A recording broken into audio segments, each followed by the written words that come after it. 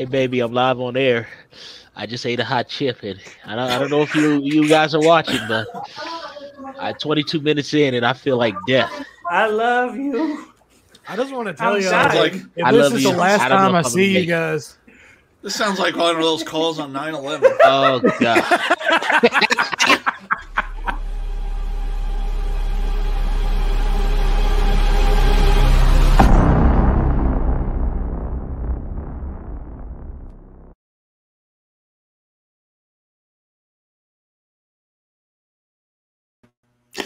Welcome to Smores Indoors and the most unique collectors interview series here on YouTube, the Collector's Inquisition. I am Corey, your host, and it is Rad Pack week. I almost messed it up there, but it's Rad Pack. The Rad Pack is here all this week.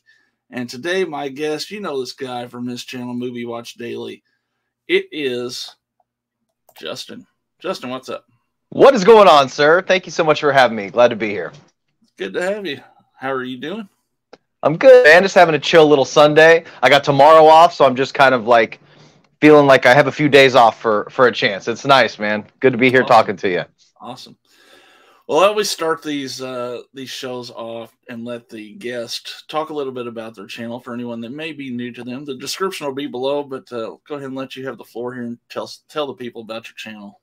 Cool, thanks. Like the man said, my name is Justin. I started my first channel, Movie Watch Daily, a couple years ago, just kind of focusing on physical media and collecting and movie reviews and just my general love of movies and horror, specifically like genre films. And I'd done that for about 2 years. And then about a few months ago, I started a second channel and decided to sort of branch off and put all of my like crazy collecting journey and everything like that onto a channel called The Dead Couch. So now I kind of split my duties balancing like movie news and trailer reactions and modern streaming movies on Movie Watch. And then for The Dead Couch, we get all weird and we talk about animatronics and physical media and like the retro movies like from the 80s and anything before 2000s. Right. So I'm kind of trying to, I guess, kind of brand each channel slightly differently for like modern movies, and then The Dead Couch with all the retro 80s gore stuff that I personally love the most. So awesome. Well, yeah. Everyone, if you're new to Justin's channels, make sure you check him out. He does great content, puts great content out there. And of course he collabs with Mel and Garrett on Rad Pack shows. So that's always a fun time too. So yeah, I'm sure repping Born to be Rad up down the bottom, and then the pink for Mel up on top with the beanie with our My Color podcast. Shout out, guys. I told Garrett for these shows I'm trying to find some rad t-shirts to go along. Elvis is rad, right? Pretty rad dude. Okay. You can't go wrong with it. All right. So anybody watching, you guys know how this kind of works. It's 150 numbered questions. I'm going to ask Justin 25, and those 25 are based on 25 numbers that he gives me. So if you're ready to take on the... I'm nervous, man. I don't know what you're going to throw at me, brother, but we're just going to roll with it, my dude. There you go. That's how you got to live life, you know. You only live That's right. That's right, man. So what's your first number? So I'm going to pick the numbers. Okay. Yes. Let's go. Let's start off with lucky number 13. Okay. Let's see what's happening in 13. So number 13, who is your favorite actress and why? Oh, wow. That's I guess, you know, when it comes to, you know, who I've been really having a reappreciation for, if I'm going to go towards, I guess I'm going to go kind of in the genre film direction. Okay. And lately I've just had a new appreciation. I've been rewatching a bunch of Barbara Crampton movies. Oh, yeah. Because she's had her resurgence in the past few years starting to do the cons. Mm-hmm. And I've been revisiting a lot of her movies, Reanimator and Shopping Mall and, you know, things like that. Now, I guess you could have chose like some kind of crazy like Oscar-winning actress like Meryl Streep or I don't know, somebody who I respect like Natalie Portman. I guess that just shows my love of genre. I'm going to pick Barbara Crampton. I think she's just, you know what I think I like about her? And the same goes for actresses like Felissa Rose and Leanna Quigley and all those type of actresses. They just have such a connection to their fans and the fan base, and they respect the love of that we all have for their movies. You know, the stuff that they probably thought they just forget about when they were doing in the 80s, you know, because Barbara Crampton started out modeling and doing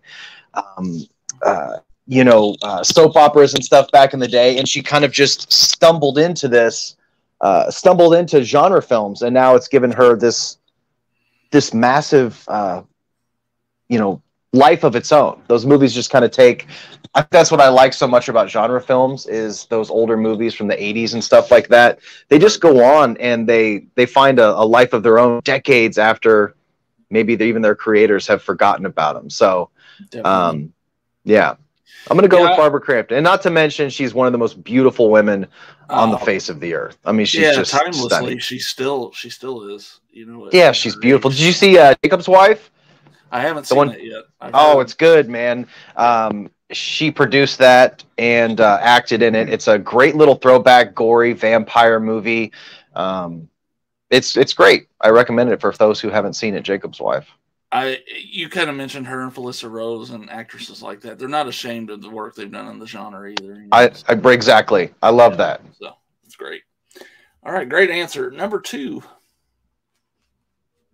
Okay, so pick another number. Yeah. Let's go. Let's do 66. Okay.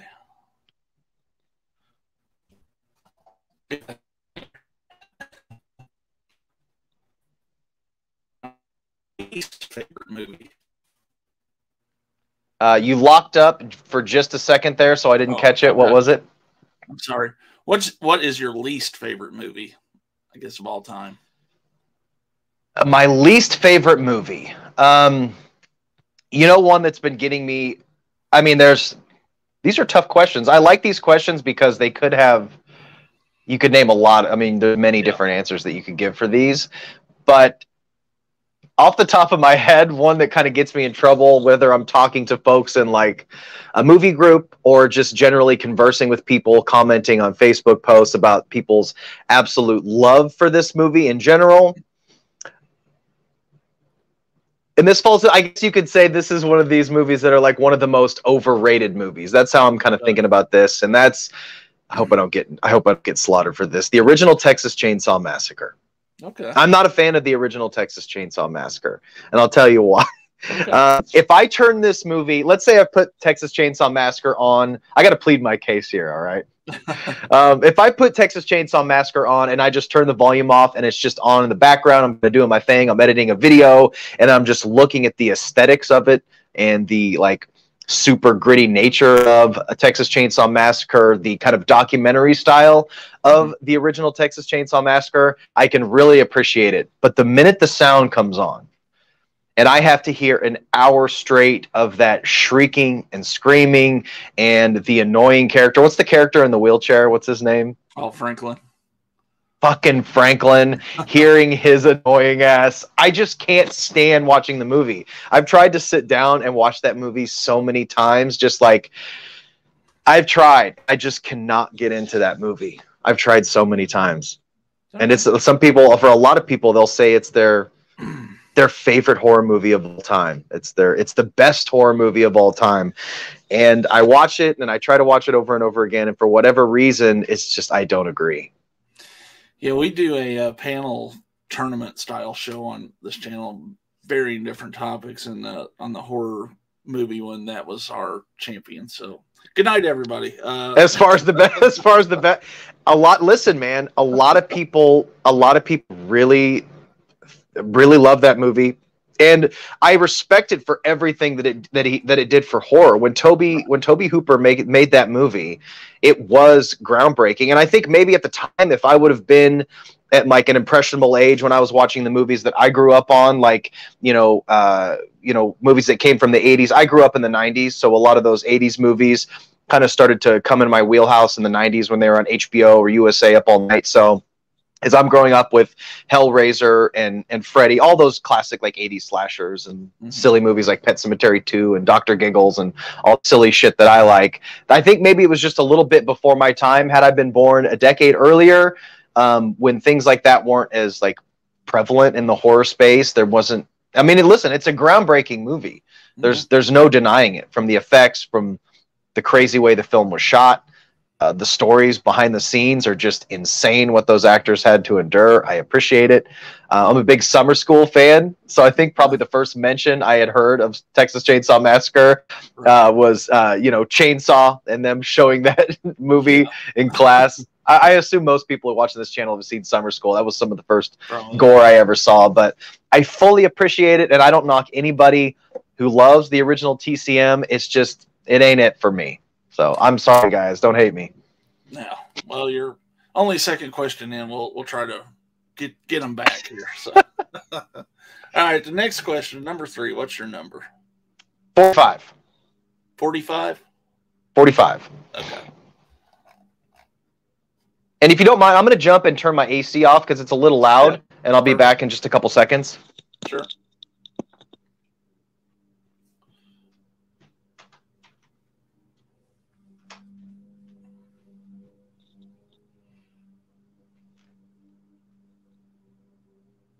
It's really hot in KC, so I wanted to have it on, and I thought it wouldn't be as loud as it is, but... All right. Well, we'll try to get through this before you burn up. Oh, dude, so. No, it's all good. I'm fine. I'm fine. All right. So number 45 is: does being a fan of something help define who you are? Oh, wow, that's a really interesting question. I don't know if it defines who you are, but I think it tells a lot about you. I think you can learn a lot about somebody from the type of media they consume, whether it's movies or music or anything like that. So I think if somebody who never met me walked in this room, I think either they would be either confused or if they're into the same shit. Like, I think it all depends on, that's how we find people online, like how that's how me and you found each other. That's how I found the guys in the Rad Pack. You can either recognize people who like the same thing as you. That's what's so great about the internet, finding people who share common interests. Yeah. And to people who don't appreciate this type of shit, they might look at the type of movies that I watch or the type of things I collect and think I'm a fucking weirdo. And that's just fine with me. I'll take it. I'll take it either way. So I don't think it, I guess in a way you could say, what I do defines me, because I am defined by being myself, being happy with everything that I am. I don't shy away from my interests. I'm not ashamed of the things that I like. And I very passionately kind of wear that shit on my sleeve as part of who I am. So awesome. Yeah. All right. Number 4, what's your next number? Let's do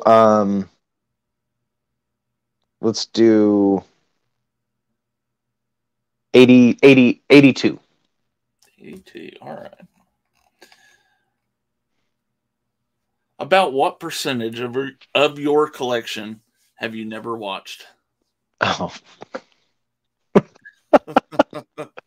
I got to put it first. I have a lot of things on my watch list. Right.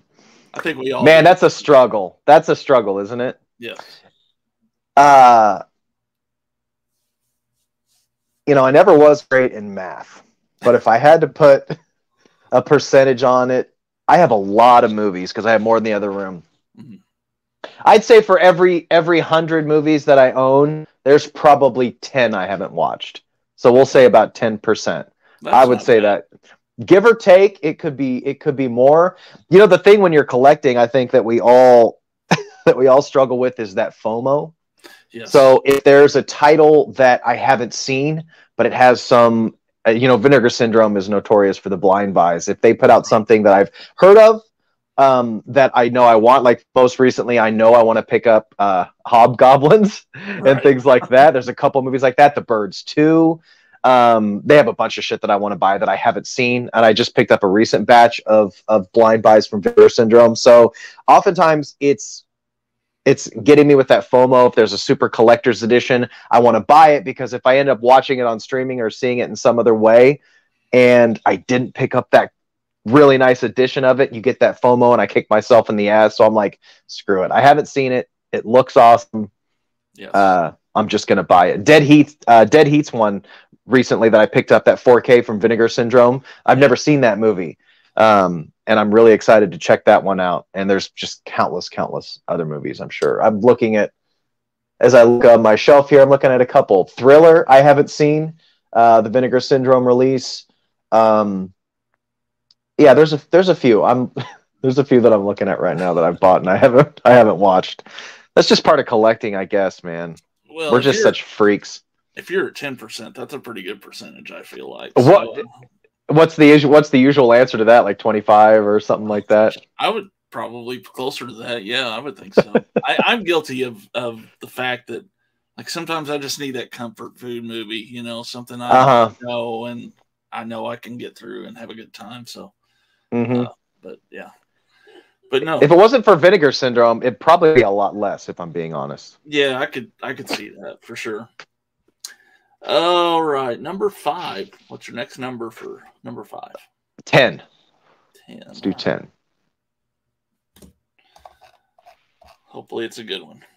All right, here we go. They've all been great so far, man. This is makes you think. I like it. Yeah. What's the best looking steelbook you've ever seen?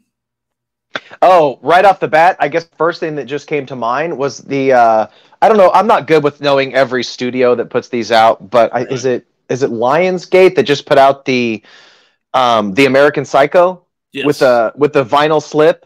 Yes, they're doing some amazing things. I'm really liking with the new artwork and all those exclusive steelbooks. I wish they came with a vinyl slipcase because it just adds so much to it.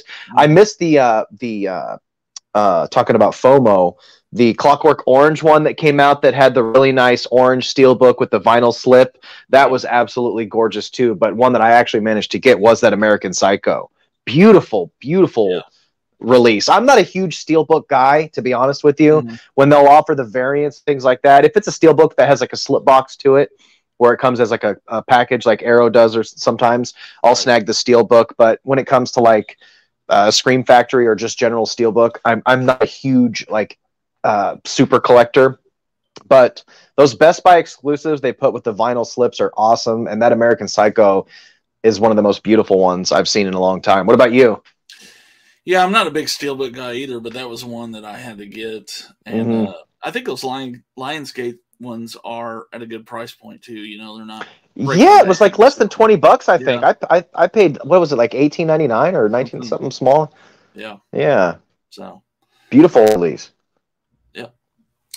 All right, number 6. What's your next number? Let's do 74. Isn't that when Chainsaw Massacre came out? Was it 74? I think so. Yes. So I'm gonna go with 74. Where is your favorite place to get away from the stresses of life? Good question. I'm gonna cheat a little bit and say 2 answers. One's kind of a cheesy answer, and one is an answer that's equally as true, but it's more like to the line of the subject matter here. I love going on long walks with my dog. I have a little Boston Terrier, Pete. I'll bring him up here. I'm sure he'll run around here in a minute. We go on long walks. He's my best bud. So when I can just hop out on a nice day, take a spin around the block with my dog, it really clears my head, put on a podcast or some music. And I go see a lot of movies. Another thing I do is I go see movies by myself a lot. I find that clears my head an amazing way. I have one of those movie pass things from Cinemark, so I get all kinds of deals, and I get a free ticket. And if I get that free ticket, man, I'll just buy a ticket for a movie I really want to see, just sneak in my snacks illegally, and just sit in that movie and just zone out. Those are probably the two things that kind of clear my head the most. Awesome. Yeah. All right. Number 7.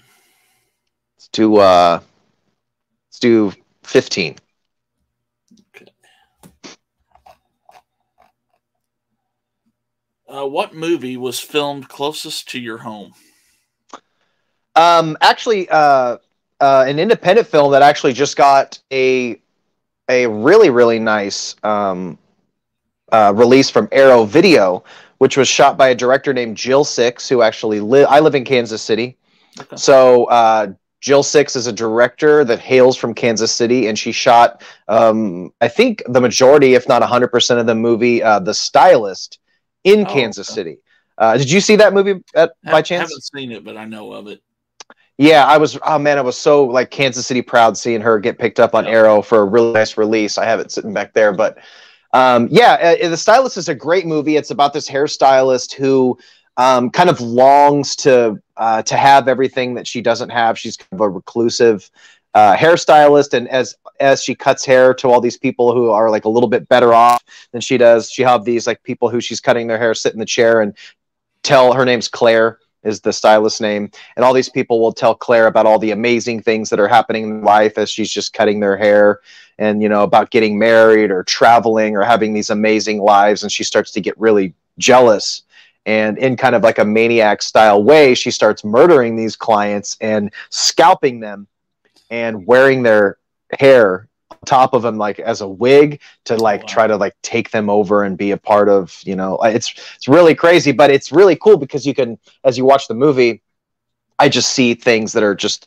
a stone's throw from my house. You can see the Kansas City skyline. You can see coffee shops and areas downtown that I'm really familiar with. Another movie recently that was shot in Kansas City a few years ago was American Honey with Shia LaBeouf. Did you see that flick?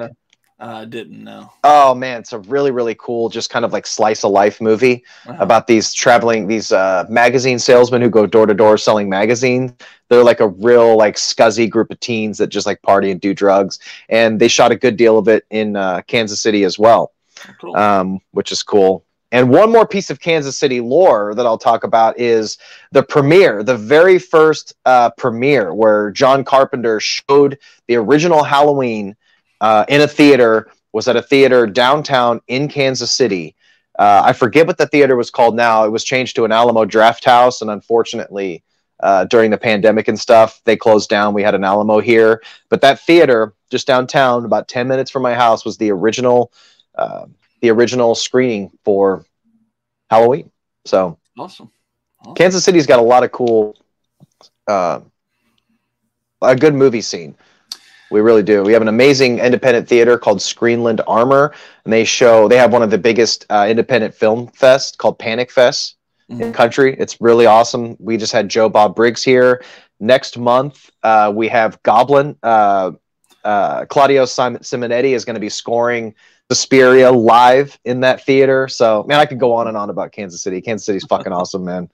If you haven't been, come to Kansas City. We got a bunch of really cool shit. Definitely. I kind of have a Carpenter tie close to me because I'm not too far from St. Louis, and of course a lot of Escape from New York was shot there. So I didn't even know that, to be honest with you.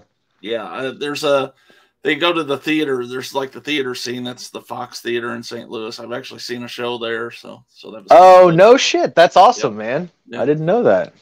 If St. Louis is such a crap town that it looks like it's been burned to the ground in areas. So did they shoot like in East St. Louis or something where apparently there was a fire there, I guess back sometime before, and they used those parts of the city. So okay, that's awesome. I didn't know that. That's cool. Yeah. So repping the Midwest. There you go. Number 8. Let's do 94. 94 was a good year. Yeah. My last year of high school. Oh, was it? Yeah. Nice, man. Well, there you go. Well, this is a good question, too. I feel like a fun one. If you had your own late night talk show, who would you invite as your first guest and why? Oh, wow. If it in a dream scenario, man, that's a good question. I would have all the 80s horror icons on. I'm just running through that carousel in my head. Jeffrey Combs would be a great interview. Bruce Campbell would be amazing. But if I had to pick one, like the white whale of interviews, it would be Quentin Tarantino, hands down. I would love to sit and talk movies with that guy. Yeah. His knowledge, he's just a walking encyclopedia of film. And he's my personal favorite writer-director. God, that would be amazing to sit and have a conversation with him. I've been listening to his new podcast, the Film Archive podcast, and it's amazing. it's amazing. He has him and Roger Avery, his co-writer of Pulp Fiction. They sit down, and I'm sure most people are familiar with Tarantino's shit. He's been talked to death, but he used to work at a place called Video Archives, and Quentin actually bought the entire library of everything that store carried, all of their VHS tapes. He bought the entire inventory, put it in his house. So each week, him and Roger Avery, his co-host, pull a couple of those, the actual VHS tapes that they used to rent to customers in the 90s. They pull a couple of those off the shelves, watch them, and break them down. And it's just cool to watch the tree of conversation as they talk about the director and how this director worked with this actor. And they just know every project that these directors, producers, they even know every, like the cinematographer. They can tell you all the movies that this cinematographer did or this lighting guy did.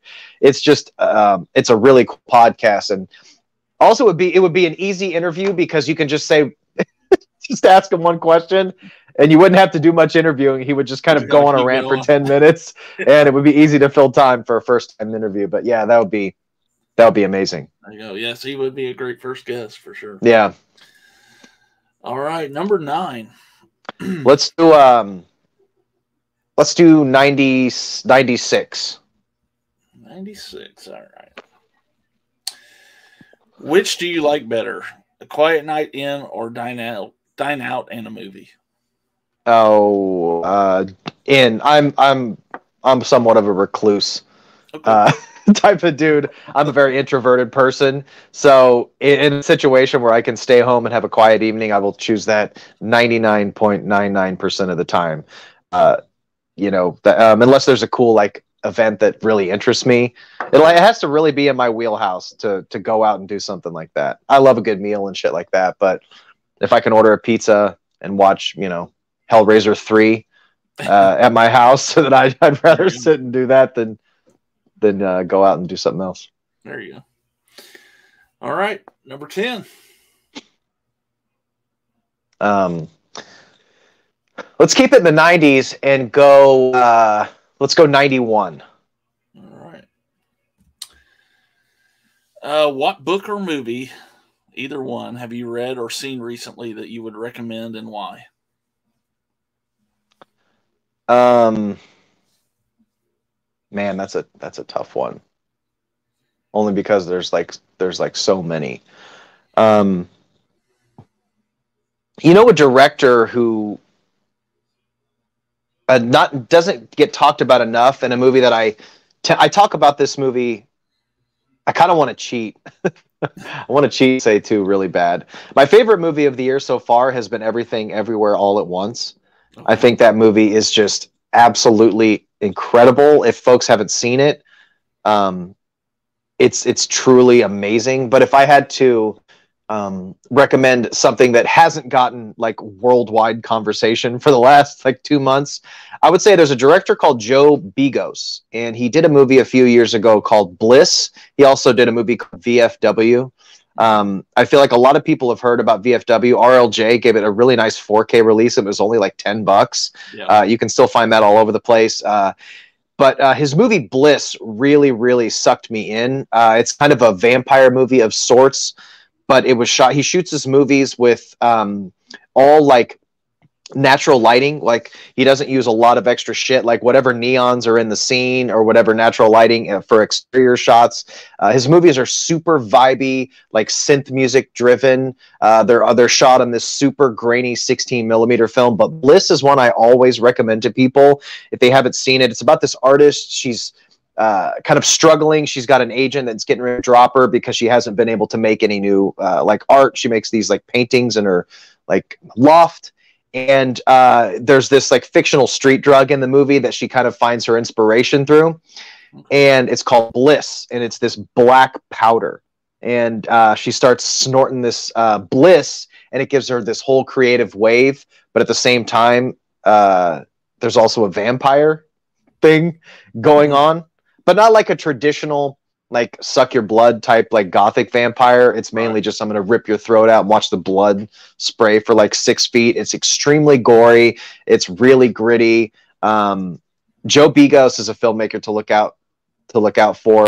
Watch Bliss. I'm not sure what year it came out, but It's a really, really cool movie. It got a release from, I can't remember. I got a really nice slipcover version of it from, maybe it was from like Eureka or I think it was Eureka. I can't remember right now, but yeah.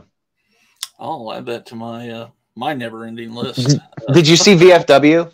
I did, yes. Yeah, if you like that, I personally think Bliss is a little bit better, but like the leader of like the, you know, those like gnarly like mutant people. There's that chick with the dark curly hair. She's in that movie. She's the lead. She was also in Dexter for a while, but she's fucking amazing.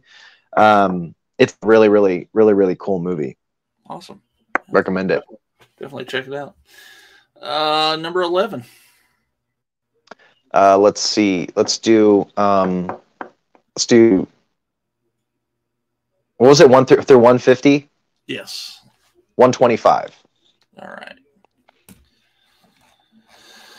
All right. Let's see. If you could be cast in any movie of your choice, and this is presumably a past film, a film in the past, which movie would it be, and which character or role would you want to play? Oh, man. Wow. You know, if I could, you know what would be really cool is if I go back to when I was a kid, you know, like when you're like carefree and you don't have any inhibitions or anything like that. I would have loved to have been a part of one of those ensemble casts with kids of the 80s, like either Goonies or something like that. But if I could pick one to be in Stand By Me, would be absolutely, that's like one of my favorite movies of all. Man, I want to cheat and just give like a million answers for these. I would say Stand By Me as River Phoenix's character. Okay. Because I think he was just a really complex character that was very flawed, but at his center was just like a good person, but like he's just a misunderstood character that I really, really respect. But if I could, but on the other end of the spectrum, if I just wanted to play a bona fide fucking badass, then it would be Christian Slater's character as Clarence Worley in the fantastic Tony Scott movie True Romance. There you go. There's not many cooler roles than Christian Slater in True Romance. I don't think I could pull it off, but God, I love that movie. Am I cheating by giving two answers? No, you're good. You're good. We'll let you slide. All right, let me slide, man. Let me slide. Let me have my fantasies. Number 12. 99. All right. Let's see. Well, what would be your ultimate date movie? Oh, wow. Had I known Probably that, outside the genre, I would guess, maybe. well, to be honest Maybe with you, not. like if had I known this question was coming, I would have held off True Romance to put in the answer of this question. To be honest with you, I think probably for a lot of like film bros out there, I imagine a good amount of them have sat a chick down and forced them to watch True Romance. I think that's such a guy's thing to do, to put on a movie like True Romance, because you don't want to show them something like too gory, but you want to show them something that can appeal to both people. Like there's a lot of romantic shit in that movie. Yeah. That appeals to women too, that kind of takes the edge off because their love story is so strong. Like that's at the core of the movie. It is about Clarence and Alabama and their love story. But then you have like suitcases of cocaine and all kinds of crazy shit. So that would probably be my ultimate date movie, honestly. Cool. I always thought in genre, maybe Return of the Living Dead 3. Maybe there's kind of a love story going on there. You know what? That's a damn good choice. And dude, Return of the Living Dead 3 is one of my favorite movies of all time. It's a great one. I love that movie, man. I absolutely love that movie. Such an underrated entry in the franchise. Yeah, definitely. Definitely. All right. Number 13. Let's just do 125. We just did that. Oh, was that what I did? Or Yeah. I'm sorry. I wanted to pick the last one in the thing. 150 rather, 150. is what I. Yeah, that's what I. Gotcha. Let's see what that very last question is. What is your favorite non-movie or media-related YouTube channel, and why? Oh wow. What do I watch a lot of? Non-movie related. Yeah. What do I watch the most? It would probably be a podcast, a comedy podcast. The one that I've watched like from beginning to end every episode is Tiger Belly, Bobby Lee. Okay. Their podcast. That's probably one of the ones that I've watched probably the most. I watched, to be honest with you, man, I watched probably 75 to 80% of my entertainment on YouTube. Yeah. That's outside from just physical media. I watch everything on YouTube, and I watch so many different channels. And offhand, that would probably be it. Have you ever watched that podcast, Bobby Lee? I think I've seen some of them. Yeah. Oh, it's great. I like he's just hilarious, but he's also a sober guy. Like I quit drinking like 4 years ago, so they talk a lot about sobriety and stuff like that. So I kind of just relate to him when he has all these people on who have also like had issues with like substance abuse or alcohol abuse or things like that. So he'll have a lot of guests on who talk about that. And that's just a small part of it. It's just a fucking hilarious podcast. Yeah. Definitely check that out. Yeah, that's probably it. That's a tough one. I wish I could go through my most recently watched to look through that, but that's probably offhand. That's probably the most. I watch a lot of movie stuff. Yeah. So I have always said, you know, if someone put a gun to my head, I could probably live off just YouTube as my content. So. 100%, absolutely, man. Like you can watch anything. Watch Coyote Peterson, you know, get bit by giant bugs, or you can watch an in-depth, you know, film bro essay on, you know, Tarkovsky films, or you know, whatever. It just has everything. I literally spent like probably a couple of weeks ago, like half a day watching a guy dismantle hornet nests. So, that's the kind of rabbit holes you can get into. And also, if you had a long day and you don't want to commit to a movie, because I have a hard time being decisive when I'm trying to watch a movie, so I can just either watch like a couple like 11 or 12-minute videos, or try to commit to a 2-hour movie. Yeah. But yeah, there's probably other channels that I could think of that do like individual subjects that aren't just like interview comedy podcasts. But I guess just offhand, that's probably, you know, the channels that I've been watching the longest are all movie related. Like when I started watching stuff like Cool Duder and Wet Movie and Absolute Sublime. Shout out Jay from Absolute Sublime, Pizzowel, all those guys. That's what I started, you know, watching the most back in the day. Yeah, same here, definitely. All right, number 14. Let's do 99. Did I already do 99? Yeah, we did that one. I'm stuck in the 90s. I'm always forever stuck in the 90s, man. Let's do 80. Number 80. All right. I think we haven't done that one. So. Okay. Do you like animated movies? And if you do, what are some favorites? I don't watch a lot of animated movies. I feel like I feel like that's especially like when you watch like when you think about like the modern animated stuff, like anime specifically, I feel like I'm missing out on a lot of stuff in that genre. I really, really do. There's so much cool, and especially like genre-based anime and stuff. But if we're talking about just purely animated movies, it would go back to my childhood watching animated Disney movies. Like Sword in the Stone is one of my Sword in the Stone and Pinocchio are probably my two favorite animated movies because they're just so goddamn weird.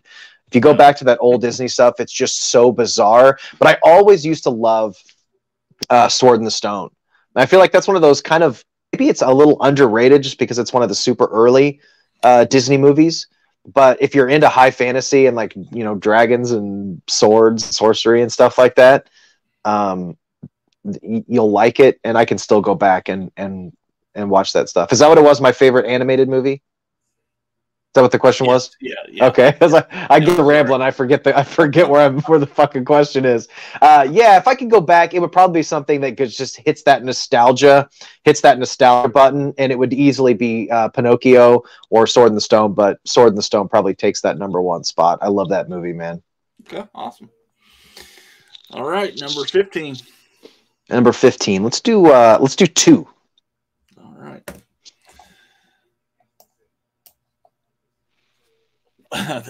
This is an interesting question for sure. What is the most you are willing to spend on a single physical media purchase?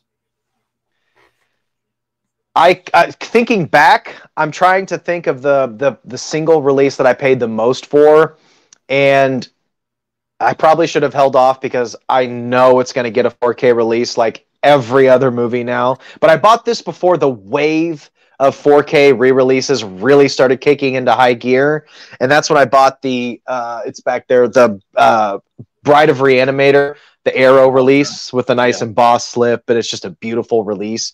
I paid a good amount for that. I think I paid like $75 for it, 75 or $80, which isn't. I know there's people who have paid a lot more for releases. Just look at those, like the sleepaway camps, how much they're going for, and like Slumber Party Massacre. The Slumber Party Massacre sequels are going for a crazy amount right now. I will say that I got burned. So that's probably the answer, is that Bride of Reanimator I spent a lot of. I think I shelled out a good amount for the Society release too. I love me some Brian Usna. But a long time ago on eBay, this was probably 10, 15 years ago, I got burned on a copy of Ticked back in the day. There was a guy, and I think I've talked to several other people who bought this same edition. There was a guy who was selling these bootleg version of Ticks, but I paid the money. I think I paid like $40-$50 for it. It was supposed to be the what was it? The Olive Films release of Ticks. I think it was Olive Films. Oh, yeah, I think they did. And it just never came. And then the seller disappeared as soon as he got my money, and I was so pissed. So always look at your seller ratings and the amount of sales, folks. If you're just getting into eBay, that was a long time ago. But what about you? Do you have any ones you've shelled out a lot of cash for? I mean, I think I spent the most probably on that second sight, Dawn of the Dead, the big box set. I wish I would have bought that. I wish I would have bought that. That's worth paying the fee for, because that's easily going to probably be the definitive version of that movie. Yeah. The big super deluxe version with all the different versions of it and everything. Yeah. Yeah. Now I try my best to stick around $30.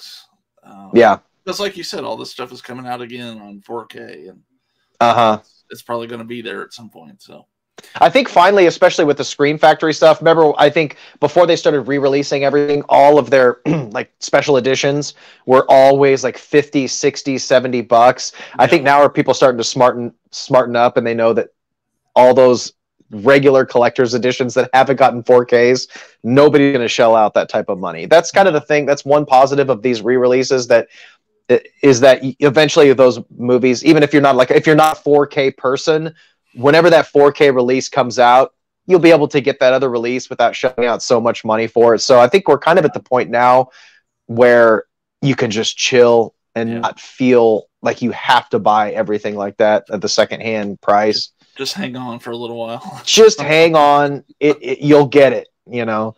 Yeah. For sure. Yeah. All right. Number 16. Let's do 11. Did I do 11 yet? I don't think you have. Okay. Let's do 11. What's your favorite documentary? God, every time you ask me a question, I always have two that immediately pop up. Okay, I'm gonna pick one though. Okay. And that's American Movie. Have you ever seen American Movie? Yes. Love it. That is, it's so hilarious and so perfect. It almost seems like it can't be real. Yeah. So it's weird when you think of it in terms of a documentary or like reality, but it somehow is. And Mark Borchardt is a absolute legend. I actually have a signed VHS of Coven. Every once in a while, Borchardt will put signed editions of Coven up on his website. So I snagged one of those. He put a little letter in it.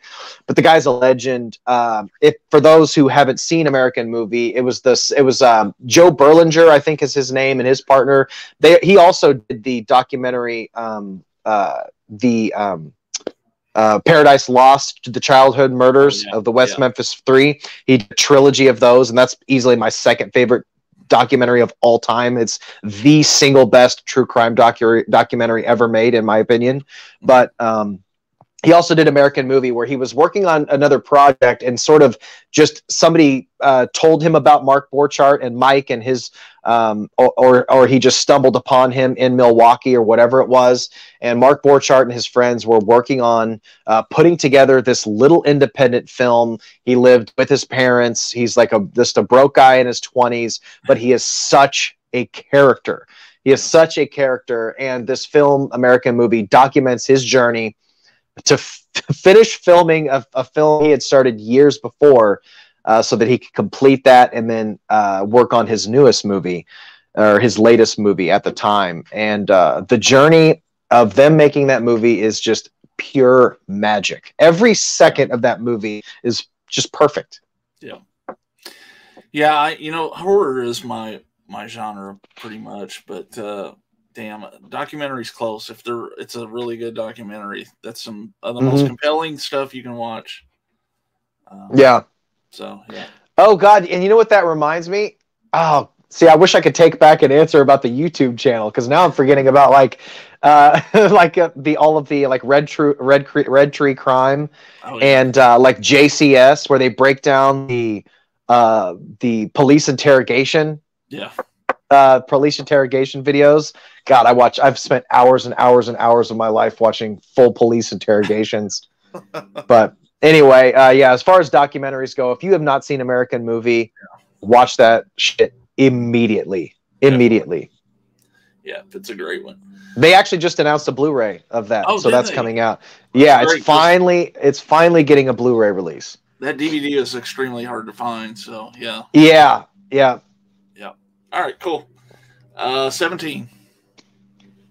Let's just do 17. Okay. Screw it. Let's just pick 17.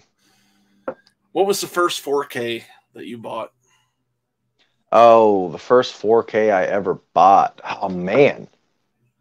I don't even know if I can remember the first 4K I bought. I was late in the game to 4Ks. So I really held off on buying those. What was my first 4K? If I really think about it, I'm probably going to be wrong. I think I remember the first really, it would probably be one of these big deluxe editions, but gosh, man, I don't know if I know the very first one. Popping into my head, it would probably be, man, I don't know if I can remember the first edition. I want to say like just a couple of years ago, probably like Apocalypse Now or something like that. But there's no way. I have to have ones that I had before that. Because I'm looking at, because I'm looking at Deadpool and things like that. I think around the time I first started buying the 4Ks was when Best Buy started to strictly do their exclusive with the 4K. And they kind of switched to that. And that was like maybe 3 or 4 years ago. Probably. So it had to have been one of those. Maybe like when Hocus Pocus came out with the really cool 4K. It had to have been one of those. I haven't been in the 4K game that long at all. Okay. Yeah. Cool. That was kind of a rambling answer because I'm just really not too sure, to be honest with you. Not a problem. Number 18. Let's do 20.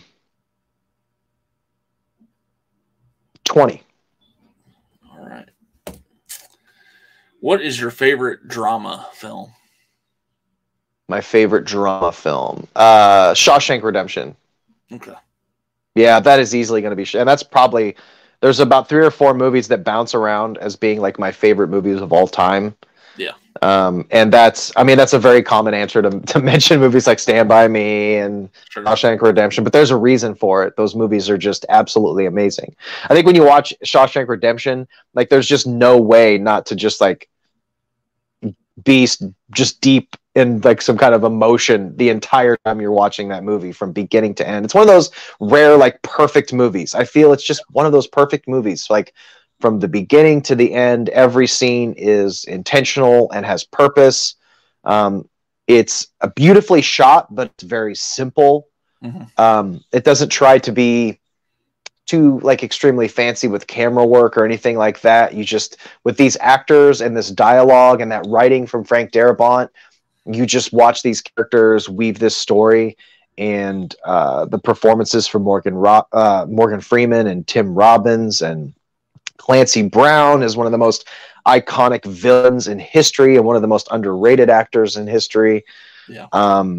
God, what a journey. And then the end, I don't want to spoil it, but it's an end that's like bittersweet, but not like an ending like Stand By Me that just guts you every time you watch it. Yeah. You can feel kind of hopeful, you know, by the end of it. Yeah. And I think that's why I like it so much, for the same reason of like, you know, Forrest Gump. I guess maybe I like just those sappy, long, epic dramas, because I could put movies like Dances with Wolves in there as well, and films like that. I love those. I love those deeply emotional journeys. Cool. Yeah. Number 19. Number 19. Let's do 5. Okay. Well, we asked you, the first question was, who was your favorite actress? Who is your favorite actor and why? My favorite actor, when you break it down, this is a tough one. I've thought about this one a lot, but when you break it down as far as like quality of movies, number of quality performances, reliability and consistency all around, for me personally, I don't think it gets better than Leonardo DiCaprio. Solid. For him, it's me. I also find him to be really insightful when he talks about film, and he has a lot of knowledge about movies. There's other actors maybe who have done taken like riskier roles, who have done maybe like more edgy performances, but I find Leonardo DiCaprio to just be so versatile. And when I think about just some of my favorite movies, like you watch Wolf of Wall Street and tell me that dude isn't a genius, or Django as, you know, Calvin Candy. The dude just has fucking range. Jake Gyllenhaal is another actor that's amazing. You know, there's other genre actors that you could, you know, like some hammy genre actors, but if we're talking about like somebody really turning out a performance and just making amazing movies, my money goes to Leonardo DiCaprio. I'm really looking forward to the new film he's doing with Scorsese. So, yeah, it's probably, I don't know if that's kind of a boring answer, but it's just true. I fucking love that guy, man. He keeps a low profile. You don't see him in the news all the time doing stupid shit. He just parties with models on yachts and makes badass movies. Yeah. You know? And he's, I just saw he's newly single. So ladies, hit him up if you're under 25. Yeah. I was going to say his most recent one turned 25. So she has now exceeded the age limit for Leo. So there's a spot on one of many yachts open for ladies if you're under 25 years old. There you go. Hit him up. Number 20. Let's do 87. All right. Do you mind reading subtitles when you watch a foreign language film, or would you prefer it to be dubbed into your language? Subtitles all day long. Always subtitles. There may be some good dubbing out there, but I want to hear the actors' performances. It feels way more natural. I don't mind reading subtitles. I'm glad movies like Parasite and things like that. Like that was probably one of the bigger subtitle movies that kind of made people realize that you can watch a subtitle movie. Same with Everything Everywhere All at Once. I generally have subtitles on when I watch any movie, oftentimes. Just for the sound mix or whatever. Sometimes you can't pick up on all the dialogue, so I have subtitles on either way. But oh yeah, it's definitely subtitle all the way. I watch a lot of like weird like Asian horror and like foreign horror movies anyway. Yeah. So yeah, you never go dubbed. Never go dubbed. Yeah, you miss out on the emotion from that original language. So 100%. Like The Sadness. Did you see The Sadness? No, I sound like I haven't watched anything in my life. Oh, there's seen all these. No, that was just a recent one. That's I think it was Thailand. It was actually a Canadian director who filmed it in Thailand. It's an English-speaking director, but he filmed with all I want to say it's Taiwanese. It could be Korean. I'm not too sure, but that's, if I had to recommend the most recent like amazing foreign language film that I've seen, watch The Sadness. It is absolutely insane. If you're a huge like exploitation gore fan, it's a different take on traditional. I wouldn't call it a zombie movie. It's a different take on the zombie genre, and it's amazing. So that's a movie I would say most recently. It's on Shudder to watch, and just give it a chance. If you're not used to watching subtitled movies, you're missing out on a lot of good shit, and that's one recently that I would definitely recommend. To watch the subtitle version of. That movie's awesome, dude. The gore, the special effects, the practical special effects in that movie are fucking amazing. Nice. Incredible. Kind of like Evil Dead 2013 vibes, as far as like the realistic like K&B style gore, where it's like super bloody and super mushy and squishy, but it like looks somewhat real. So cool. Yeah, that one was already on my list. I just haven't got to it. But yeah. Oh, dude, you got to watch it. It's awesome. Definitely will. 21. Got 5 left. Okay. Let's do 78. 78, all right. Is going to the movies too expensive? How much are you willing to pay to see a movie at the cinema? And will you pay more to see a 3D or IMAX movie? Well, now, being that the the theater system is as broken as it is due to the pandemic, it's really not as expensive to go to the movies as it once was. Right. So, like, I have the Cinemark Movie Pass, so you pay $10 a month, and with that, you get 1 free movie ticket every month. You get like 20% off concessions. It eliminates the fees. And if you catch matinee shows, which are only $5 or $6 a piece anyway, you can really get in and out of the movies very cheaply these days. AMC, the Stubs Pass thing, I've heard people talk about the deals with AMC Stubs, which is hugely discounted movie tickets. So basically the only thing you're going to be paying like a shitload of money for is if you want to buy like an $8 popcorn or something. That's where they make their money anyway. So no, it's like now, like right now is like the cheapest time to go to the movies. Right. Like I said, if you catch a matinee, you can catch a movie for $6 if you go on a Sunday afternoon or something like that. It's cheap. Yeah, just got to kind of pick your times and yeah, exactly. Yeah. This comment I'm going to make is a little outdated because we're not running live. We're going to be airing this a little later, but yesterday here was National Cinema Day, and I got to see Jaws in IMAX for $3. Oh, I missed that. I saw it's playing. I think it's actually playing tomorrow. Tomorrow's Labor Day, so I have the day off. If that's still playing, God, I would love to see that. How was that in 3D? Well, I saw it in IMAX. So. Oh, you saw it in IMAX. Okay, no 3D? There were both versions, yeah. But, okay, God, I bet it was amazing. It was pretty awesome, yeah. I haven't seen that movie in so long. I saw that was re-released. It looks amazing. It's that new restoration of it, I'm sure. So it just looks beautiful. Yeah. So, very cool. It's great. For $3, you can't beat that shit. No. All right, 22. Let's do let's keep it in the 70s and do 73. All right. Who is your all-time favorite movie villain and why? Favorite movie villain. I guess if we're going to go... I'm going to go outside of the box here because I think it would be very easy to pick one of the big slashers, Freddy, Jason, Michael. That'd be very easy to do.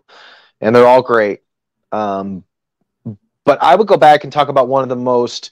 I guess we're still talking about kind of an over-the-top practical effects, like makeup effects style villain.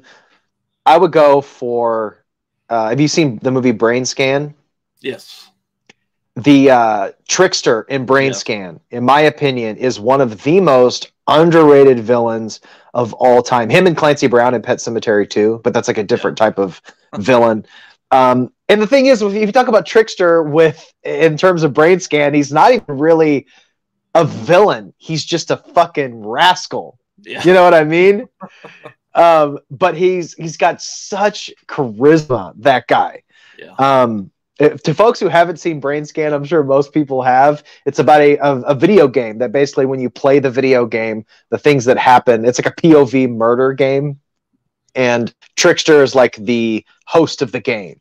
and he comes out of the TV screen in very classic, like Lawnmower Man, terrible 90s CGI style, pops out of the screen, and is Edward Furlong's guide in this like murder video game, and it's so good. It's funny. I just watched that for the first time maybe a few years ago. Whenever that nice Factory, came out, and I think that's my favorite Edward Furlong movie. It's so good, dude. It's so good. Yeah, his performance is just amazing. That's one of those movies that I just wish could have gotten a sequel. Like I could have watched Trickster in many more of those movies, and it could have been like they could have done so more, like more different characters getting a hold of that game. You wouldn't even have necessarily had to have followed Edward Furlong's character. You could have went like a different person gets a hold of the brain scan game or something like that. I wish we would have got more sequels. Man, I tell you, I'm not the biggest fan of remakes, but that might benefit from a remake. Yeah, if it was done well. Right. Could do a whole VR thing and. Yeah, 100%. It gets really tricky with those like video game horror. You really have to do it right, or you end up with like some cheesy shit. But that movie just works, and I think that reason that movie works so well is because of Trickster. He's just such a good character. Yeah, for sure. 23. Let's do 60. All right. Are there any moments from your past that you wish you could return to? Oh man. That would definitely be, a time that shaped me to be like a movie loving cinephile, gigantic, nostalgic nerd that I am, would be those days before streaming, even outside of just a video rental, when you used to discover movies on the first big cable channels. Like back in the day, watching things like USA Up All Night and discovering movies on HBO in Cinemax. HBO is one of the things in my childhood that pretty much shaped all of the movies, like shaped my love for genre films. Because back in the day, HBO was like, they were the first company to play like I could be wrong, but I'm pretty sure HBO was the first like channel to take these unedited like R-rated movies and put them on TV. Like you couldn't just watch movies. Like that's where I discovered all the Hellraiser movies and all those type of flicks was HBO and Cinemax. And I remember having. You remember when you had the VCR and you could set the timer to record? Yeah. Like I would literally, God, I miss these times so much. I would go to the TV guide, I would open it, and then you look like anytime after midnight, you just start combing the TV guide, and I'd set my tape recorder to super long play so that you could record 6 hours of time on that VHS tape, and you could record 3 movies. So I would set my VCR recorder to record like Return of the Living Dead 3 at midnight on Cinemax, and then I'd record it to set it to record Pumpkinhead at 2 a.m. on HBO, and you could record these movies. And then God, I remember that like it was yesterday. I'd wake up and I'd have 3 movies ready to go on this VHS tape, and I'd get home from school the next day before my parents got home, and I would be watching these movies that I recorded off the TV. Demon Knight and Bordello of Blood and all those classic movies. So yeah, I guess that's what I would have to be to return to that nostalgic time of just like recording things on VHS and just having those in like a little labeled, VHS tape. And yeah, I miss those times. Man, similar to that, I grew up in the 80s. I mean, that was my childhood. It was really through the 80s, and my friend's mom would record like everything off those channels. And she had this like these huge like pull-out drawers of just VHS tapes, and even had so many that she had like this little card catalog she had made. Oh wow! Look up the movie and find out which drawer it's in. So I remember spend the summers just watching like the Fridays and all. Dude, that was such a good time. Like those little those drawers that had like the fake wood grain on them. Yes. You just pull out the drawers. They even had. I even remember the smell of those. Like when you open the drawers and you just have that like that VHS smell to it. It was just such an amazing time. Yeah. And then because I would always force like not all just like now, not all of my friends are into the type of shit that I'm into. So I'd be like, guys, you got to come over. You got to see, this ridiculous movie. What, showing my buddies like, I don't know, like The Unborn 2 or something with like an animatronic baby in it or something. But I've always loved that shit. Yeah. And that was a time of discovery too. So you were watching all these movies for the first time, just a really special time. For me, it was a combination of that and going to our video store, and everybody has a story of like choosing movies based on the cover art. And, that was kind of how you found new stuff. So. Oh yeah, those VHS covers. Night of the Demon sticks out as one of those movies, and Dead Alive, those iconic video store video boxes that you just are burned in your brain forever. Cheerleader Camp, those type of movies. Yeah, definitely. Yeah. All right, we got 2 left. Number 24. Let's do 8. Number 8. All right. What is your favorite movie with Tom Hanks in the cast? Probably, I mean, I could try to think of other movies, but it would end up being Forrest Gump at the end of the day. Okay. I love that. Big is a really close second, and that's obviously like kind of more fun. But I like I said, I love those big epic dramas, the films that take you on a journey. And Tom Hanks is just so goddamn good as Forrest Gump. I know a lot of people hate that movie. There's a lot of like a kind of a recent hate. I think because of like some of the perspectives of the movie and some of the aspects now when you look back at them there's some things that are weird about it, I guess. But that movie all around is just so epic, dude. It's just so epic. Castaway's great, but I've always loved Forrest Gump too, and great soundtrack. Songs of that era. And, That's just one of those movies that no matter where, like if you just pop it on TV and it's just like no matter what part of the movie it's at, you're just gonna finish the movie. Yeah. It's just you can't stop watching it. Definitely. All right, final question. This is the final question. Pick a winner. Oh wow. Let's do 113.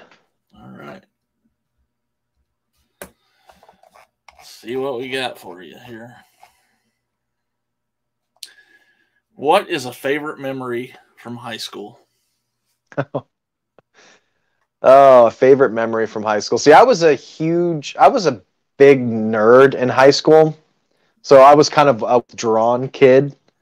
So I was pretty like isolated, like walking around in my, Marilyn Manson t-shirt with my portable CD player and my Jinko jeans, like mad at the world. Like pushing my way through the hallways, not talking to anybody.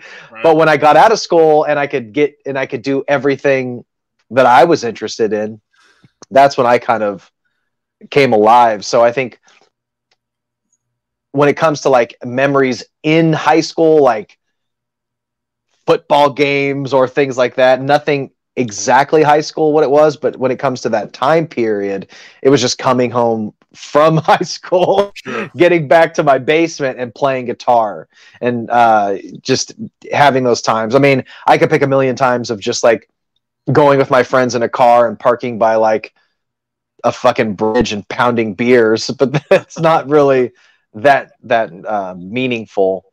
Sure. But in high school is the time where I really started to get into music and play guitar and kind of started to form. I wasn't so ashamed of my interests and things like that. So I guess that's a positive thing from the era of high school. When I entered in high school, my freshman or sophomore year, I had been in a car accident. Okay. So I showed up to high school the first day with a neck brace on. Oh wow. So I was a neck brace kid walking in the my high school wasn't my shining time. Not the best first impression. Yeah, it wasn't my shining time, so it's kind of hard. It wasn't horrible, but I don't have a lot of super fond memories besides just like pounding beer with my friends and smoking cigarettes in abandoned houses and doing all that kind of bullshit. But I did have a good time playing guitar with my friends and playing music and watching movies and doing all those things, but usually happened after I got out of school. So that's kind of a anticlimactic answer, but it's just the truth. Well, you survived this version of high school, this Inquisition. Yeah, we did it, man. We did it. Hope you feel like you made it through all right. I did. Yeah, I kind of ramble on my answers, so I don't know if you usually go this long on these things, but I'm kind of a rambly type of dude. It's kind of been all over the board, so you're good. Yeah. You're definitely No, this was a good time, man. A lot of these questions inspire a lot of memories, and I guess that that's the idea of it, I guess. But yeah, definitely. Yeah, this was a good time, man. But yeah, I want to thank you for being on to celebrate Pack Week here with us. Absolutely, man. Me and the guys and gals we're having a good time with this Rad Pack thing. We've done some really cool subjects. We just did our mini monsters episodes talking about ghoulies and gremlins and hobgoblins. We've talked about Teen Wolf. We've talked about our favorite summer camp movies. We've really kind of been going all over the place. Our episode coming up this week is going to be, it's already been announced, we're going to be talking about Encino Man. So we're going to be breaking down all things Encino Man. We have a horror movies that made us episode coming up. We got a lot. It's been a really good time with those guys. Garrett and Mel are just a couple of the most amazing people that I've met on this platform through YouTube and Instagram, and we have very similar interest and taste as far as movies. So it's a really easy conversation as far as just letting us roll and just setting us loose on a subject and just going crazy with it. And we're having a really good time with this Rad Pack thing, and a little bit of a gimmick with these little bit. So there's some rivalries happening and some channel takeovers and some verses and things like that. But it's all in good fun, I'm couldn't be happier with collaborating with those two guys. So it's a great thing, the YouTube movie community kind of crossing over and doing stuff together. It's been fun. So but you guys are always fun to watch as you do your stuff together and separate as well. So thank you. I appreciate that. I want to thank you for being on. Your descriptions below, or in the description below, is the link to your channel. And if you're new to Smores Indoors, please check out some of the other content we've got. It's a pretty wide variety of crap, but I'm sure you'll find something entertaining, hopefully. And I want to thank everyone for watching. And until we see you next time, take it easy.